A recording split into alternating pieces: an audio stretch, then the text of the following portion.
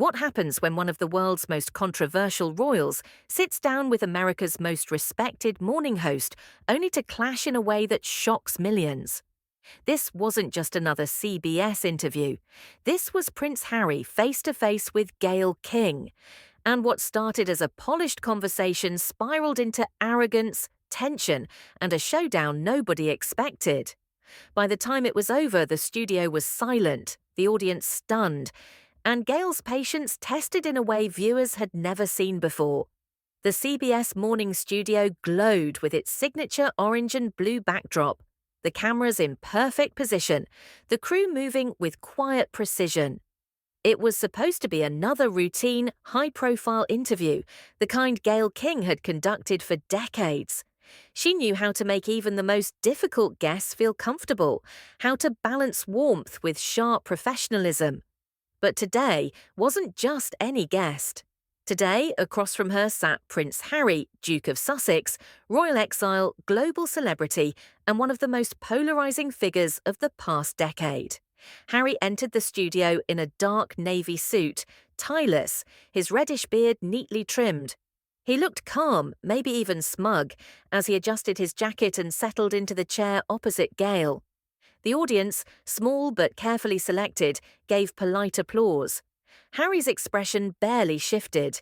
He nodded faintly, then leaned back as though he owned the room. Gayle smiled warmly, her tone as professional as ever. "Good morning, and thank you so much for being here with us, Prince Harry. We're honored to have you." Harry gave a quick half smile. "Well, I figured you could use the ratings." The audience chuckled nervously. Gayle's smile didn't falter, but she noted the edge immediately. She had expected charm. Instead, she got sarcasm. "I assure you, we do just fine," Gayle replied with grace, "but we are glad to have you here. You've spoken a lot recently about building a new life in California, about the importance of independence. How has that transition been for you and your family?" Harry crossed his arms, the corner of his mouth curling. "How has it been?" "It's been exactly what I wanted. Sunshine, space, people leaving me alone. Well, at least until journalists like you start poking around again." The line stung, but Gayle kept her composure. "Of course, the public has always been curious about your story. It comes with the territory." "Ah, the territory," Harry muttered, rolling his eyes. "The so-called privilege of being born into a cage. People think I should be grateful, but let's be honest, Gayle. Most of them wouldn't survive a week in my shoes." The room went still. Already viewers could sense where this was heading. Gayle adjusted her papers, her voice calm. "Well, since you mention it, let's talk about that background. Many people admired your mother, Princess Diana. They see her legacy in you. How do you feel about carrying that forward?" For a brief second, Harry's jaw tightened. Then came the smirk. "Here we go. The Diana question every time. Look, with all due respect, Gayle, I don't need to be constantly reminded of my mother to validate who I am. She's not a soundbite for your morning TV segment." The audience gasped softly. Gayle inhaled, choosing her words carefully. "I certainly didn't mean to reduce her to that.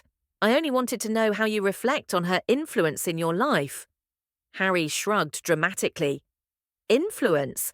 My mother would have told me to get out and I did. End of story. But of course you want me to wax poetic so your viewers can cry over their morning coffee." The arrogance in his tone was undeniable. Gayle leaned forward slightly, her patience holding for now. "All right, Harry, let's bring it to the present. You've spoken openly about your relationship with Meghan. How are things between you now?" Harry's face changed only slightly. Tightened lips, narrowed eyes, but the answer was swift. "Things are fine, perfect in fact. And before you try, you won't get any juicy gossip from me. Meghan and I are solid, so don't waste your time fishing for cracks." The words were clipped, almost scolding. The audience murmured uneasily. Gayle maintained her calm smile, though her eyes flickered with steel. "I wasn't fishing," she said smoothly. "I was simply asking what many of your supporters are curious about. You and Meghan have been through a lot in the public eye. Harry waved a hand dismissively. Supporters, critics, same thing. Everyone wants a piece, but Meghan's stronger than all of them, stronger than you, stronger than your colleagues, stronger than anyone sitting in judgment. It was a jab, and Gayle felt it. Still, she nodded politely. I can see she means a great deal. To you. Harry leaned forward now, his voice carrying that unmistakable arrogance. She means more than your headlines, more than your ratings, and more than the tired questions you've prepared. So, let's not pretend you're asking out of concern. The silence in the studio was suffocating. Even the camera operators froze for a moment, unsure if this was part of the script or the beginning of something explosive. Gayle adjusted her glasses, her voice calm but firmer than before. Well, Harry, I can promise you this. My questions are asked with respect, as they are for every guest, but you are in a unique position, and viewers are deeply invested in your story. Harry smirked again. My story. My story is mine. Not the palace's, not Meghan's, not yours. And if people don't like it, too bad. I didn't come here to play the game. Gayle held his gaze, her face perfectly composed. Inside, she knew part 2 of this interview was about to take a very sharp turn. The first cracks had shown. Harry wasn't here to open up, he was here to fight. The studio lights burned steady, casting their warm glow over the set, but the air felt heavier now. What had started as a polished, if slightly tense interview, had drifted into choppier waters. Gayle King, one of America's most composed and trusted anchors, shuffled her notes with a grace that belied her inner calculation. She knew she was losing control of the interview's rhythm, but she also knew what her audience expected, questions that mattered, questions that went deeper. And opposite her sat Harry, leaning back, legs crossed, arms folded, the faintest smirk plastered on his face.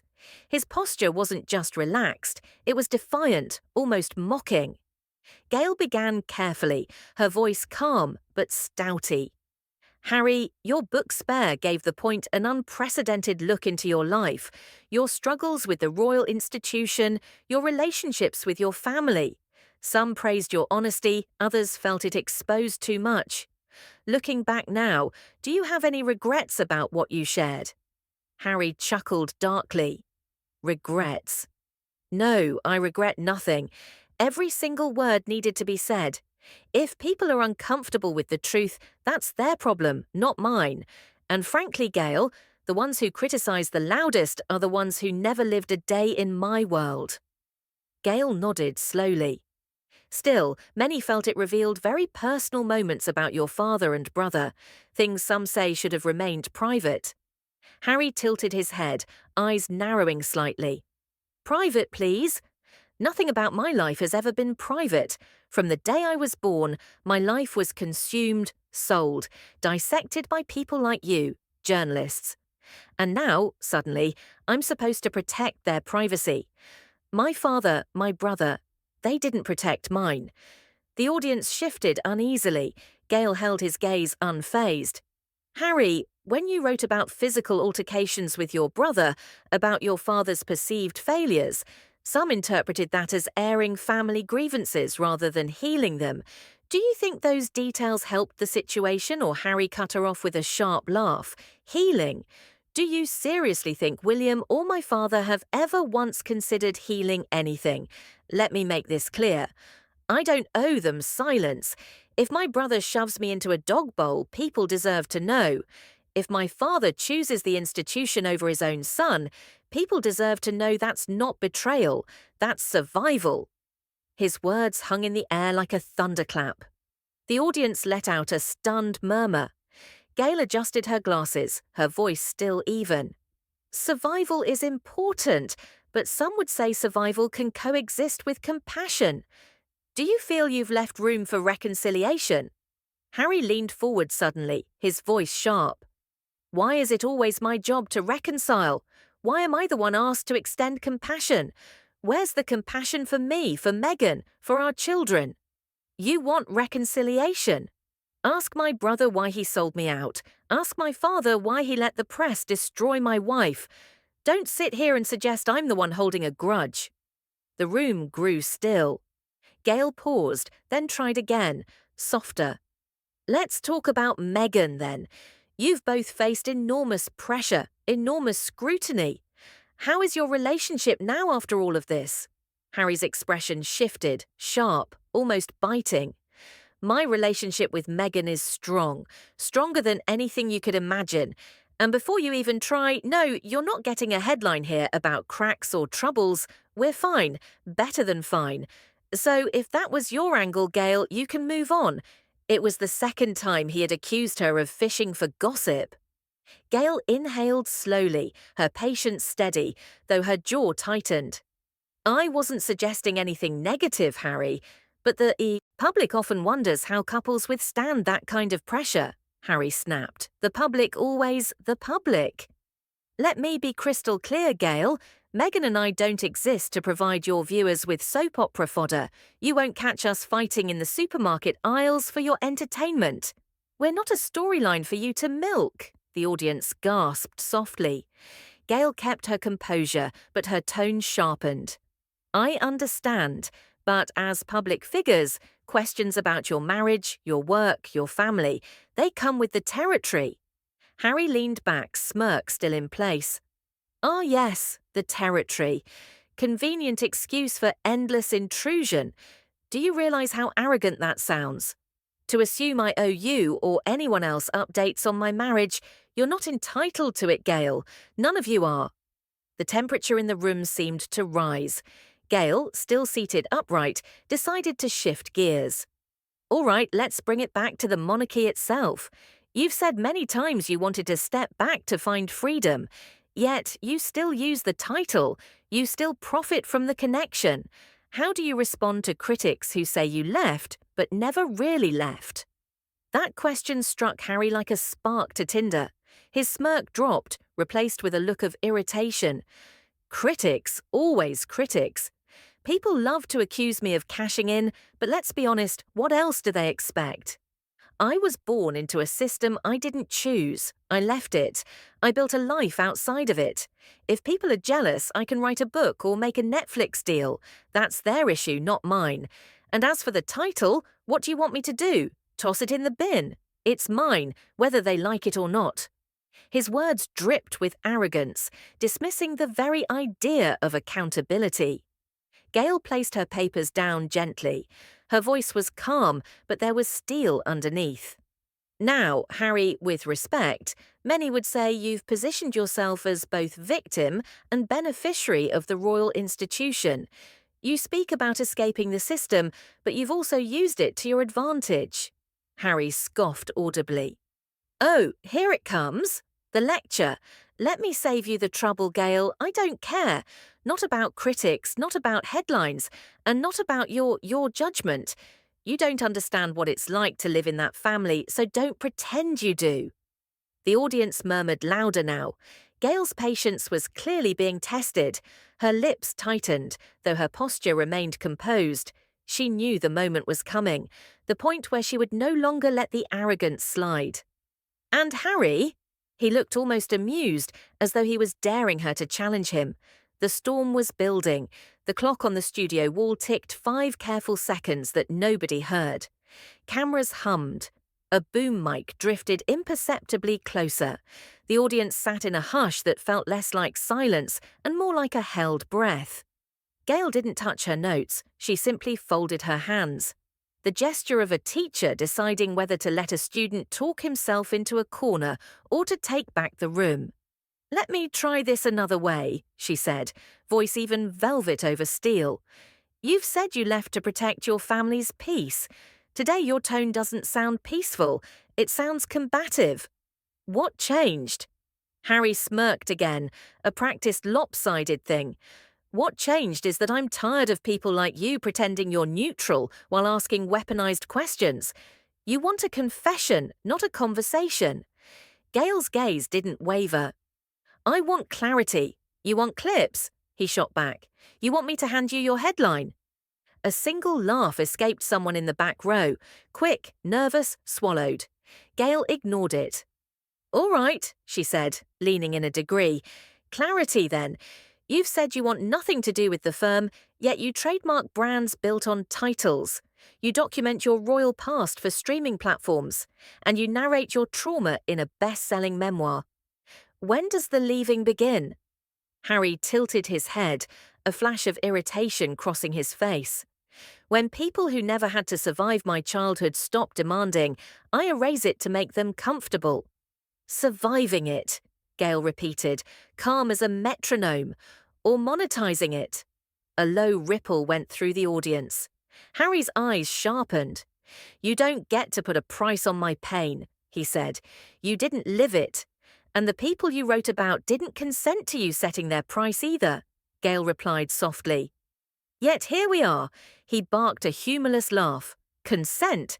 That's rich coming from a press that ran my life by committee. Spare me." Gayle inhaled, then set her palms on the table, still open, grounding. "Let's talk specifics. Your brother, your father. Do you want reconciliation?" Harry's shrug was theatrical. "If they want to behave like family instead of board members, sure, but I'm not begging them for a meeting to be blamed for their choices. That era is over. Do you see how that answer might read as arrogant to people who haven't burned their family on a book tour?" Gayle asked. He leaned forward, pupils pinpricks of challenge. "Do you see how your question reads as sanctimonious from a woman who hasn't had to choose between the truth and a gilded lie?" Gayle didn't blink. "A lot of people choose the truth every day without a ghostwriter." "Harry." The words landed quiet, clean, unadorned. The audience reacted like a flock startled into the air, a collective inhale, then stillness. Harry sat back, jaw tight. "So that's what this is. You're going to do the dignified disappointment thing. We expected more from you, Harry." "What I expected," Gayle said, "was less contempt for the questions and more respect for the viewers who buy your book, stream your shows, and still want to understand the person behind the product." "My life isn't a product," he snapped. "Everything about today says otherwise," she replied, not unkindly. He scoffed. "You really do like the sound of your own morality, don't you?" Gayle's hands left the table. She folded them again. Deliberate, decisive. "Harry, I've been doing this a long time. I've interviewed presidents, survivors, whistleblowers, and yes, plenty of celebrities. I have patience for discomfort. I do not have patience for disdain. You came here and agreed to be accountable for your words. I'm holding you to that." "Accountable to what? Your network?" His laugh scraped this time. "You're not my head mistress." "No," Gayle said, and the change in her tone was unmistakable. Measured firmness hardening into a boundary. "But this is my studio, not your palace, not your pressed pen, and not your confessional booth. And with respect, you are not a prince in here. You're a guest, which means we can have a conversation like adults, or we can end it now." The sentence landed with a thud that travelled somewhere. A camera operator adjusted grip with a tiny creak. Harry's stare flicked to the audience, then back. Something wounded sparking beneath the glare. "So, that's the threat. Obey the host or lose the platform," he said, voice low. "It's not a threat," Gayle said. "It's a reminder. You've been swinging at questions instead of answering them. You've belittled motives you haven't earned the right to judge. And every time I ask about responsibility, you throw up the drawbridge of grievance. I'm asking you to lower it." Harry's jaw worked. "You have no idea what it's like to carry a mother's funeral behind your eyes while cameras count your tears." "My friend," Gayle answered gently, "I know what grief looks like. I also know what weaponized grief sounds like. They are not the same." The room seemed to tilt the way a stage does when a set piece moves, and the audience notices only the breeze of the change. Harry's bravado faltered, not gone, but thinned. And for a bare second he looked younger. A boy fighting a battle he didn't start. The second passed. He squared his shoulders. "Fine. What do you want? A tidy little soundbite about William, about my father. You want me to say I'm sorry so America can clip it for TikTok and call it growth? I want honesty without contempt, Gayle said. Start there. Silence stretched. It might have become an answer. Instead, Harry's mouth twisted. Honesty? All right, my brother is a polished mask stapled to a duty he worships. My father is a man who learned to hug the crown tighter when the people closest to him are bleeding. And your industry, since you're so keen on honesty, feeds on that blood like it's breakfast. Their clarity. Gayle's expression didn't change, but the air changed with it. Cooler, thinner. And you? What do you worship? I worship keeping my wife and children safe. And your anger? She asked. He smiled without warmth. My anger pays for security. Gayle absorbed it. That may be the truest thing you have said today. He bristled. You want more? I used the book to tell the truth. I did the series to control the narrative for once in my life. I left because staying meant burying myself alive for a country that prefers its princes mute. Good, Gayle said. Now try it without sneering at the people listening. Harry's hand tightened on the arm of his chair. You love the word sneer.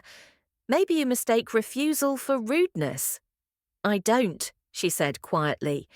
Rudeness sounds like this, implying I'm here to collect gossip when I've asked you nothing you haven't already sold, suggesting my questions are tabloid talking points when they're pulled from your own pages, dismissing an audience that has frankly afforded you more grace than you have offered anyone today. That's rudeness. The audience broke its silence with scattered applause, tentative than steadier, the sound of a room voting with its palms. Harry's eyes flashed, a startled anger at the betrayal of the crowd. He waited it out, breathing through his nose. Gayle didn't press the advantage. She used it to pivot. Let's try Meghan again, she said, softening the edges. Not as a headline. As a human being who shares a life with you, how has she made you better? Harry opened his mouth, then closed it. His gaze flicked down, then up. When he spoke, it was softer, less armoured. She reminded me I'm not the institution's property. She made home a verb, not a place, and she refuses to let me disappear into duty or rage. The audience exhaled in one long, relieved thread. Gayle gave him the smallest nod. Thank you, he shrugged, defensive, returning. Don't assign her as my handler, though. That's your press's favourite trick. I didn't, Gayle said. I asked how love changed you. You answered. That's what this could have been. The beholder, his jaw said again, pried like a reflex. You keep trying to teach me a lesson. I keep trying to find the man behind the grievance, she replied. You keep handing me the crown, a beat too. Then Harry leaned forward, elbows on knees, posture suddenly predatory again. You've wanted to say it since the top of the show. Go on, Gayle, say the line, tell me I'm not a prince here. Her lips parted into the faintest, saddest smile. You're not a prince here, Harry. There it was. The line, the boundary, the frame. The audience didn't clap this time. They didn't dare. The words didn't need applause. They needed air to cool on. Harry laughed, one hard exhale. Right, civics is lesson over. What next? You're going to ask whether I embellished military details, whether the frostbitten anecdote was too much, whether I regret mentioning substances, therapy, the lot. Gayle's voice regained that anchor cadence that could turn a ship. No, I'm going to ask whether you want to be understood more than you want to be right. He blinked. It was unmistakably a hit. For a fleeting instant, the interview might have found a gentler lane. Harry's shoulders loosened by a fraction.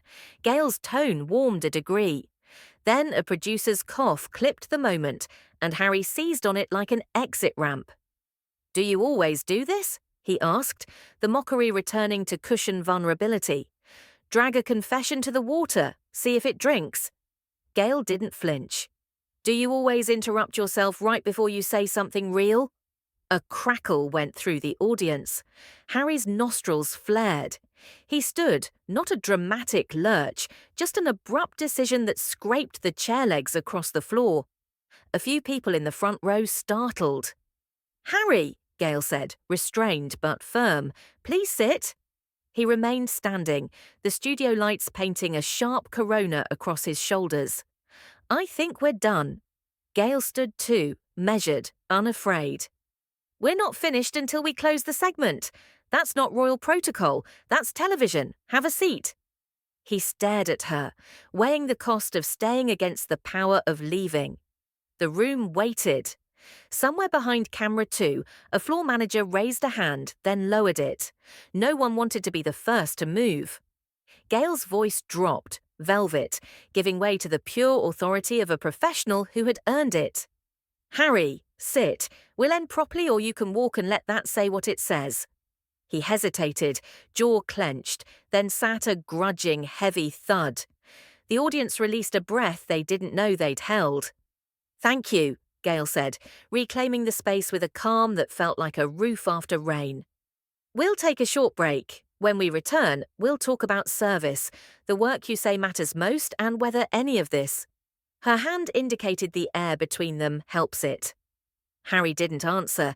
He stared at the middle distance, lips a hard line. The red tally light went dark. Studio sound dipped into the cotton wool quiet of off-air. A PA appeared with water. Another adjusted a cable near Gayle's chair. Nobody spoke to Harry. Nobody needed to. The next 5 minutes would decide whether he stayed a guest or staged an exit. The storm hadn't passed. It had only changed colour. The cameras came back from commercial, but the studio felt different, like everyone inside knew the ground was about to split. Gayle King faced the lens with professional calm. We're back with Prince Harry, she said, her tone smooth, but her eyes steady. Let's continue. Harry leaned back in his chair, arms crossed, jaw tight. His earlier smirk had drained into something harsher, defiance mixed with fatigue. Gayle asked one last question, gently but firmly. Harry, after everything you've shared, do you think you've built a life beyond the crown, or are you still living off its shadow? That did it. Harry shot up from his chair, glaring. I don't need this. Not from you. Not from anyone. I'm not your headline, Gayle. I'm done. Gasps rippled through the audience. Producers froze. Security edged forward. Gayle didn't flinch. She simply placed her papers down and met his fury with quiet authority. Then walk. But remember, you're not a prince here. You're just a man who couldn't handle the questions. Harry's face reened, his lips pressed thin, but he said nothing. He pulled off his mic, dropped it onto the chair, and stormed off the set.